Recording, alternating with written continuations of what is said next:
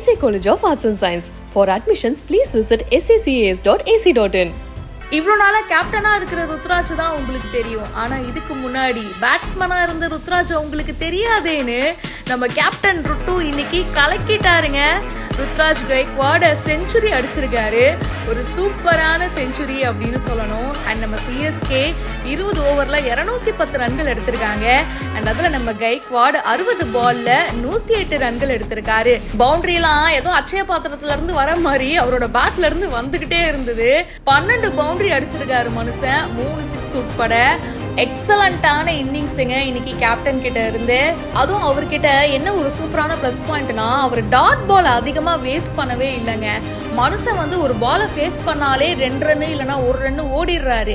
அதுக்கப்புறமா பாதி பால்ல பவுண்டரி சிக்ஸர் அப்படின்னு அடிச்சிட்டாரு.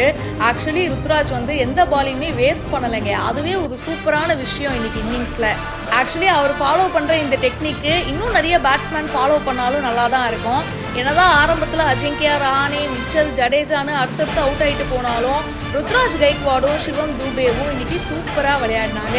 ஆக்சுவலி ருத்ராஜ் பேட்டிங்ல இருக்கும்போது LST டீம் வந்து பல கேட்சை தவற விட்டாங்க, பல மிஸ்ஃபீல்டெல்லாம் பண்ணாங்க. அதெல்லாம் உண்மையிலேயே நமக்கு வந்து செம்மையான ஒரு பிளஸ் பாயிண்டா அமைஞ்சிருச்சுங்க.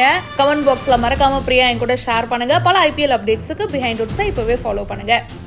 SA College of Arts and Science. For admissions, please visit sacas.ac.in.